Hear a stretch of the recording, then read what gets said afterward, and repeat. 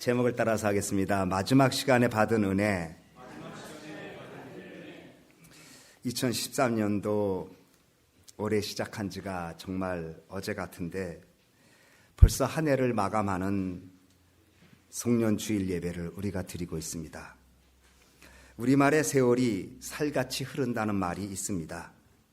시간이 얼마나 빨리 흘러가는지 화살 쏘면 화살이 날아가는 것처럼 빠르다고 말합니다. 아마도 요즘 표현하면 세월이 총알같이 빠르다는 말로 이해가 될 것입니다. 성경에도 시간이 얼마나 빠른지를 얘기하기를 시편 90편 9절에 우리의 평생이 일시간에 다한다. 시편 90편 9절에 우리의 평생이 순간에 다간다. 그리고 10절에는 우리의 연수가 70이요 강건하면 80이라도 그 연수의 자랑은 수고와 슬픔뿐이요 빠르게 지나가니 마치 날아가는 것 같습니다. 인생들의 시간이 제한되어 있습니다. 그 당시는 70, 80이면 장수한 거지요. 물론 요즘은 70, 80은 보편적으로 누릴 수 있는 생명의 연수고 더 장수하시는 분은 백수도 바라보는 시대가 되었지만 어쨌든 백수를 사시든 90세를 사시든 제한된 시간을 살고 있습니다. 그리고 살아온 세월은 수고와 슬픔뿐이다. 야곱이 일찍이 요셉이 종으로 팔려갔지만 애굽의 총리가 되잖아요. 그래서 온 식구들 70명을 애굽으로 불러들입니다. 애굽으로 말하면 지금의 미국과 같지 않았을까 생각합니다. 온 식구들이 다 애굽으로 내려갔습니다. 그때 바로왕을 아련했는데 바로왕이 물어봅니다. 당신의 나이가 몇 살입니까? 이때 야곱이 내 나이가 130세입니다. 그 다음에 하는 말이 험악한 세월을 살았습니다. 이렇게 얘기합니다. 야곱이 험악한 세월을 살았을까요? 그런 많은 자녀들이 있었죠. 엄청난 부를 가지고 있었죠. 그리고 하나님이 함께하는 족장이죠. 130세까지 살고 있으니 또 아들 중에 한 명이 총리가 되었죠. 대애굽 제국에. 근데 말하기를 내가 험악한 세월을 살았다. 여러분, 우리가 올해 주어진 1년이라는 시간이 수고와 슬픔이었을 것입니다. 물론 기쁨도 있었고 안심한 일도 있지만 그러나 수고와 슬픔이 많았습니다. 실러라는 사람이 시간을 이렇게 정의했습니다. 시간의 걸음을 세는 방법은 세 가지다. 미래는 천천히 다가오는 것 같은데 과거는 영원히 정지되어 있는 것 같은데 현재는 화살처럼 지나간다. 미래는 왜 안 올까? 빨리 좀 왔으면 좋겠어. 빨리 졸업했으면 좋겠어. 빨리 우리 군대 가면 거꾸로 달아도 국방부 시계는 돌아간다. 제달 날이 빨리 오면 좋겠어. 근데 그 날이 천천히 오는 것 같거든. 미래가 기다리고 있는 상황이. 그리고 과거는 영원히 정지되어 있는 것처럼 기억하고 기념하지 않으면 달아오지 않고 그런데 현재는 화살처럼 날아간다. 우리 권사님들이 가끔 그런 얘기 하셔요. 시간이 얼마나 빠른지 모르겠어. 그래서 어떤 분은 시간 속도가 나이 속도로 간다고 그러잖아요. 30대는 30마일, 40대는 40마일, 50대는 50마일, 60대는 60마일, 70대는 70마일, 80대는 80마일. 이거 다 속도 위반이죠. 얼마나 빨리 가는지 몰라요. 같은 시간의 길인데 시간을 느낌이 달라요. 왜 그럴까? 세월을 살아간 만큼 우리의 삶이 끝나는 시간이 가까우기 때문에 그렇죠. 살아온 순간보다 앞으로 남아있는 시간이 얼마 남지 않았다라고 하는 생각 때문에 시간이 그렇게 빠르게 느껴지는 것 아니겠어요? 같은 시간의 길인데 살아온 세월의 연수만큼 남아있는 시간이 좁아졌다는 생각 때문에 우리의 시간은 흘러가고 빨리 갑니다. 2014년도 마지막 주일에 이 마지막이라는 단어는 사실 왠지 모르게 숙연함을 줍니다. 처음이라는 단어도 결단이라는 의미를 주지만 마지막이라는 것은 왠지 아쉽고 그리고 좀 후회스럽고 그리고 새롭게 그렇게 했으면 좋겠다라는 마음을 주는 의미가 있는 단어가 마지막인데 올해 여러분 쉽지 않았어요. 아마 무거웠습니다. 저는 성도님들 개인 가정을 알기 때문에 기도의 제목을 알기 때문에 기도하지만 그렇게 쉽지는 않았어요. 더욱이 하나님의 자녀로 구원받은 백성으로 믿음 지키고 교회를 섬기는 일도 사실 쉽지 않았을 거예요. 그러나 예수 믿는 사람들은 세상 사람과 다르게 말해야 합니다. 그냥 한 해가 힘들었고 어려웠다고 말하는 것이 아니라 힘들었지만 하나님 은혜 감사합니다. 올해도 무거운 짐이 있었지만 견딜 수 있었습니다. 이렇게 고백해야 신앙인의 고백인 줄 믿습니다. 한번 따라서 합니다. 하나님 은혜 감사합니다. 힘들었지만 감사합니다. 잘 될 것입니다. 좋아질 것입니다. 이렇게 고백하는 게 신앙인입니다. 똑같은 상황인데 안 돼, 지쳤어, 괴로워, 시간이 어떻게 이렇게 흘렀지 라고만 말하면 세상 사람도 똑같이 말하지만 믿음의 사람은 그럼에도 불구하고 하나님 지켜주셨습니다. 잘 될 수 있습니다. 잘 될 겁니다. 우리가 이렇게 살아있으니 감사합니다. 살아있으니 소망이 있습니다. 더 감사할 일들이 다가올 줄로 믿으시기 바랍니다. 오늘의 본문의 말씀은 예수님이 포도원의 비유의 말씀입니다. 이른 아침에 일꾼들이 포도원에 들어가서 일합니다. 포도원 주인은 아침 일찍이 문을 열어놓고 일꾼들이 들어와서 일하도록 합니다. 그런데 보니까 일꾼들이 더 필요했어요. 그래서 일꾼을 부르기 위해서 3시에 나가서 일꾼을 부릅니다. 길거리에 있는. 또 6시에 나가서 또 부릅니다. 9시에 나가서 또 부릅니다. 그리고 11시에 나가서 일꾼들을 불렀습니다. 길에서 서성이는 일꾼들을 불러서 포도원에 들어가서 너희도 들어가서 일하라고 말합니다. 우리 시간으로 3시는 오전 9시고 6시는 12시고 9시는 오후 3시고 그리고 11시는 오후 5시입니다. 9시에도 들어가게 하고 12시도 일꾼을 모으고 하고 오후 3시도 일꾼을 모았는데 이해가 되지 않는 건 오후 5시에 일꾼을 포도원에 들어가겠습니다. 그리고 값은 똑같이 한 데나리온을 주었습니다. 11시는 일이 끝나가는 시간입니다. 포도원의 문을 닫기 직전의 시간입니다. 포도원 주인은 포도원 문 닫기 직전인 11시에 길거리에 나가서 일꾼을 불러서 포도원에 들어가 일하도록 하고 한 데나리온 삭을 그에게 주었습니다. 여기서 포도원 주인은 우리 주님이십니다.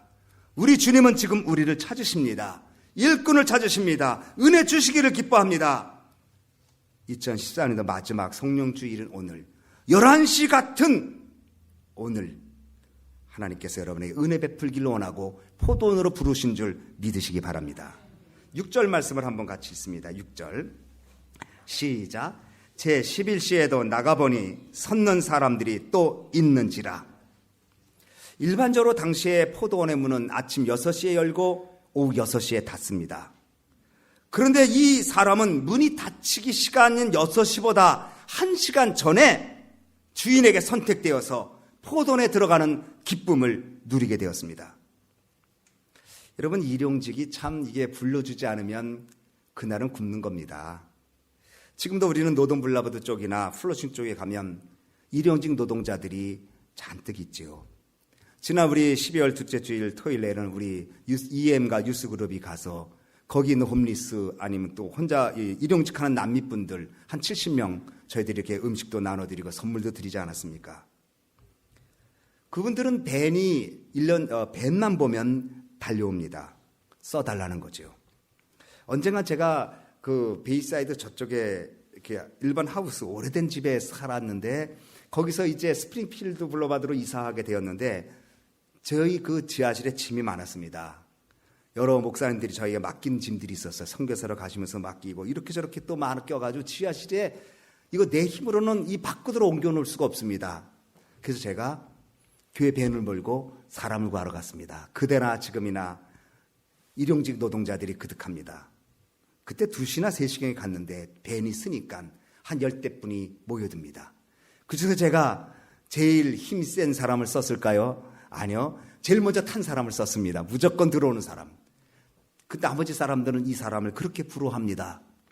그 나머지 사람은 오늘 공치는 날인데 이 사람은 차를 타고 일하러 갔으니 얼마나 좋을까. 어쨌든 일당 100불 정도를 받게 되잖아요.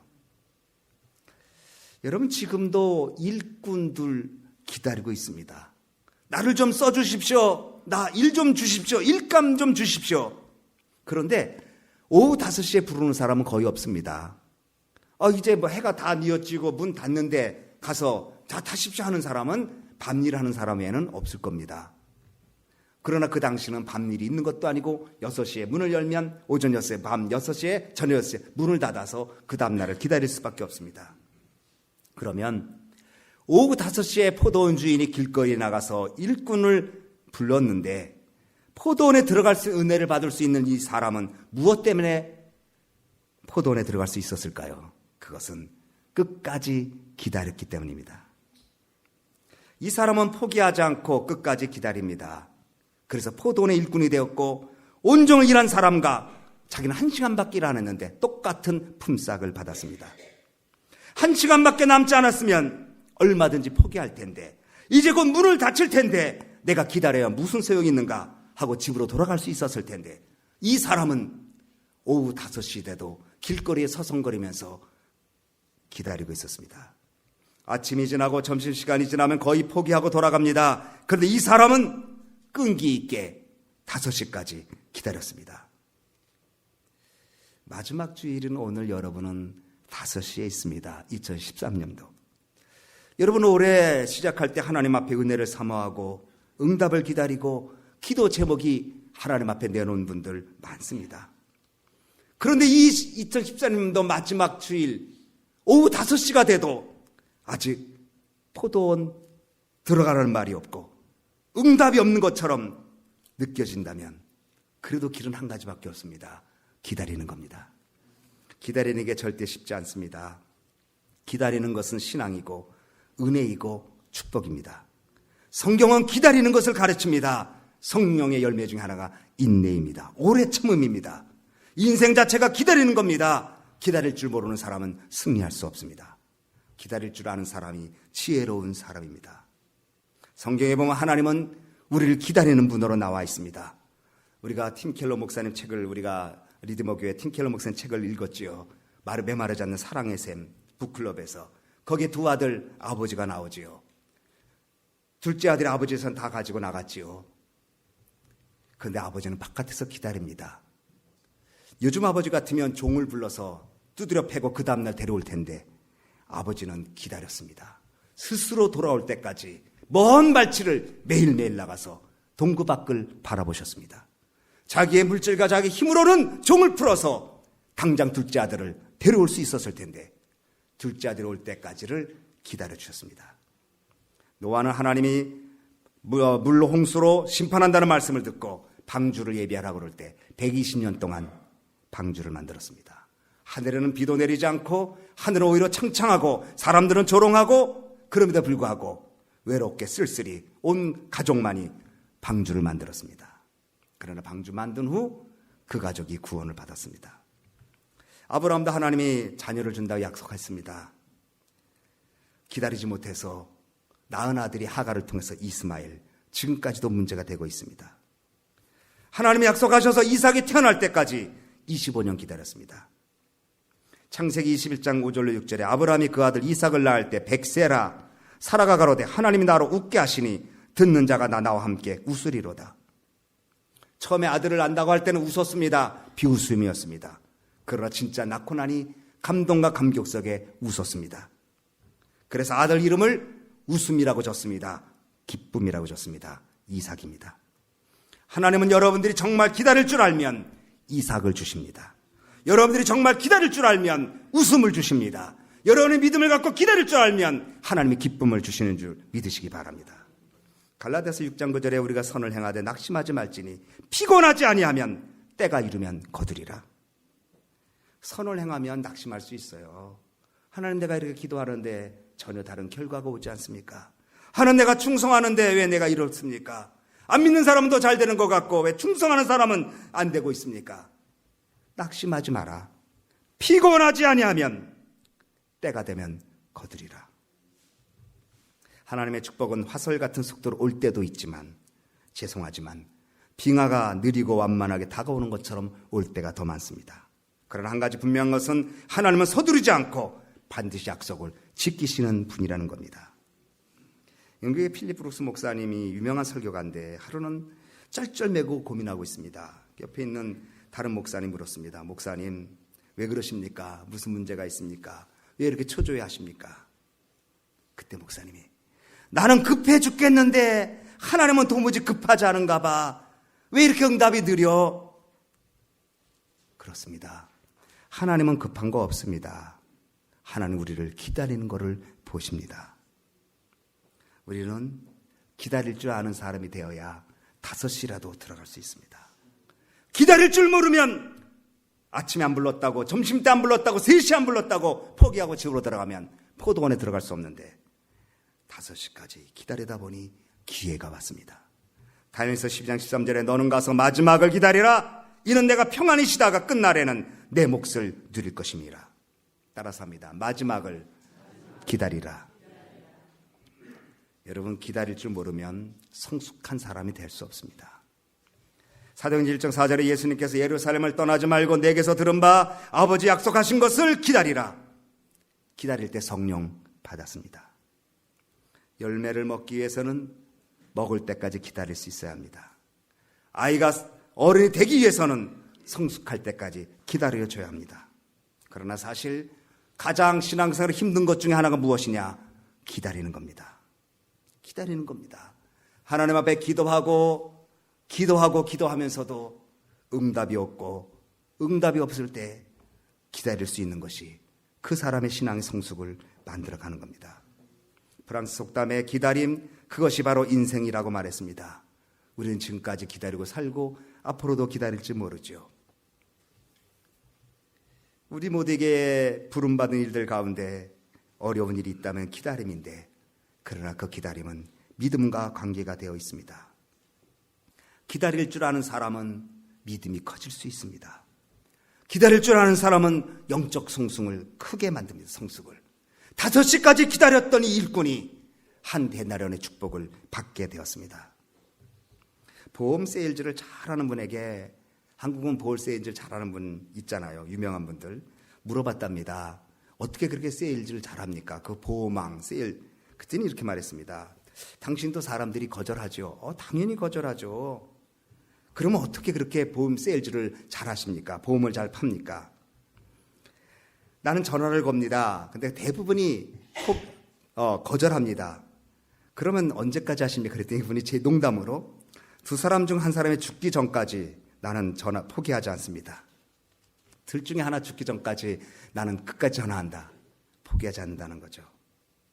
포도원 주인도 기다리는 분입니다. 우리 같아도 5시는 안 부르죠. 3시면 모를까. 5시에 가서 1시간 일을 시키기 위해서 포도원 주인도 부릅니다. 기다릴 줄 아는 사람을 부르십니다. 왜 부르실까요? 포도원에 들어가서 일하도록. 포도원에 들어가서 일하고 삭슬 받도록. 그 삭을 받아 먹고 살도록 하기 위해서 포도원 주인이 5시라도 국류를 베풀어 들어가겠습니다.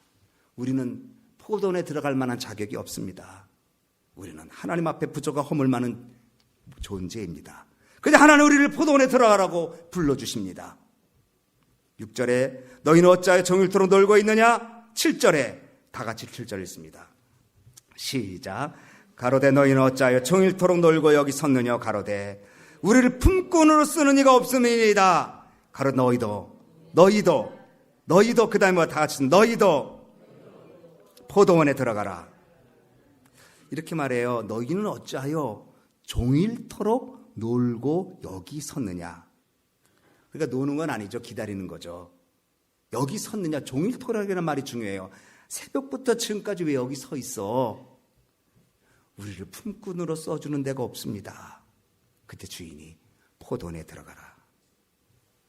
포도원에 왜 들어가게 할까요? 일 시키기 위해서입니다.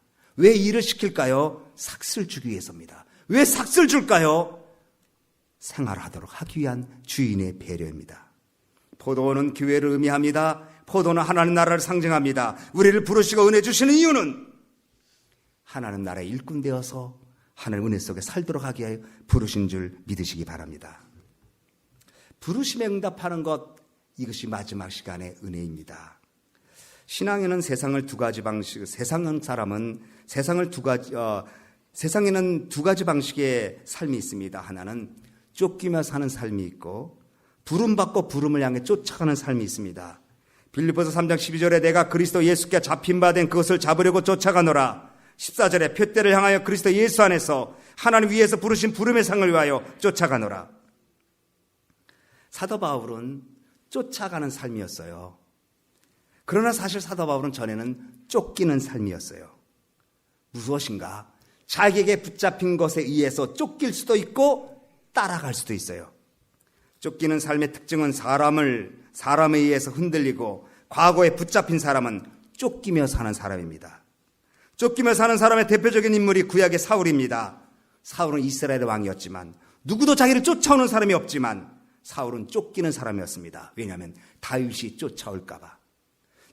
쫓아올까봐, 자기를 따라잡을까봐, 자기 위에 있을까봐 사울은 다윗을 쫓아간 것이 아니라 사실 그는 쫓겼습니다. 인생의 표준이 하나님이 아니고 다윗이었기 때문입니다. 하나님의 말씀에 따라 움직인 것이 아니라 자기 감정과 개인적인 생각으로 다윗을 평가하기 때문에 다윗과 비교하다가 쫓김을 당하게 되었습니다. 다윗이 잘 나가면 살고 다윗이 망하면 그는 좋았을지 모릅니다. 다윗의 기쁨은 그의 슬픔이었고 다윗의 고통은 그의 기쁨이었을 것입니다. 다윗이 있는 한 사울은 행복하지 못했습니다. 다윗을 죽이려고 했고 다윗을 쫓아갔습니다. 그러나 사실은 쫓아간 것이 아니라 다윗에게 쫓겼습니다. 여러분, 올해 2013년도 쫓겼습니까? 쫓아갑니까? 여러분 마음속에 어떤 사람이 붙잡혀 있습니까? 그러면 여러분은 쫓기는 사람입니다. 여러분 생각 속에 어떤 사람이 자리 잡고 있습니까? 그 사람 때문에 기도가 안 되고, 그 사람 만나면 두렵고, 그 사람 만나면 화가 나고, 그 사람 만나면 신경 써진다면 여러분 그 사람에게 붙잡혀 있습니다. 사울이 다윗에게 붙잡혀 있는 것이었습니다. 다윗을 쫓아가는 것이 아니라 다윗에게 쫓김받는 존재였습니다. 목동이었지만, 아무것도 없는 다윗이었지만 사울이 다윗을 의식하는 동안 사울은 다윗에게 쫓겨 다녔습니다. 여러분 2010년 교회 생활하면서 사람 때문에 기도 안 되고, 사람 때문에 교회 나오는 것이 어렵고, 사람 때문에 신앙생활은 정말 어렵다면 여러분 자신을 하나님께 내놓아야 합니다. 쫓기고 있구나. 쫓기며 사는 사람의 반대는 부름받고 사는 사람입니다. 부름받고 사는 사람은 하나님 중심입니다. 그리고 소망 중심입니다. 부름받은 사람은 하나님과의 관계 속에서 자신을 판단합니다. 부름받은 사람은 지금의 형경편과 환경에 묶여있는 것이 아니라 하나님의 약속을 붙잡고 달려가는 사람입니다. 내 형편과 처지가 어떻든 형편과 처지에 묶여있는 것이 아니라, 과거에 묶여있는 것이 아니라 미래를 바라보며 달려가는 사람입니다. 과거가 아무리 좋아도 그것을 회상하며 지내지 않습니다. 과거가 아무리 힘들어서도 거기에 얽매여 살지 않습니다. 그는 부름의 상을 향하여 미래지향적으로 달려가는 사람입니다. 나를 붙잡은 것은 아무것도 없습니다. 나의 과거가 나를 붙잡지 못하고, 사람들의 말을 나를 붙잡지 못하고, 환경이 나를 붙잡지 못하고, 오직 부르신 주님이 나를 붙잡고 나갈 때 그 사람은 마지막 순간에 주시는 은혜를 받게 되는 것입니다. 사랑하는 소망교회 식구들, 사도 바울은 나는 부름의 상을 향하여 쫓아가노라. 올 한 해 우리 소망교회 식구들 수고 많이 했습니다. 하나님이 아십니다. 그러나 동시에 더 나는 무엇을 해야 될지를 물어보시기 바랍니다. 신앙의 연료는 깊어지고 믿는 횟수는 많아지면서 여러 가지 경험은 많을지 몰라도 진정 살아계신 하나님 만나고 내 마음속에 자유함과 은혜가 여러분에게 없다면 주님, 내가 쫓겨 다니는 사람이오니 저를 자유롭게 해주시고 5시에 부르신 주님, 이 나이에도 불러주시면 충성하겠습니다. 이런 결단과 은혜가 참 여러분에게 있어서 마지막 시간에 주시는 5시에 주신 은혜가 우리 모든 성도에게 넘쳐나기를 주님의 이름으로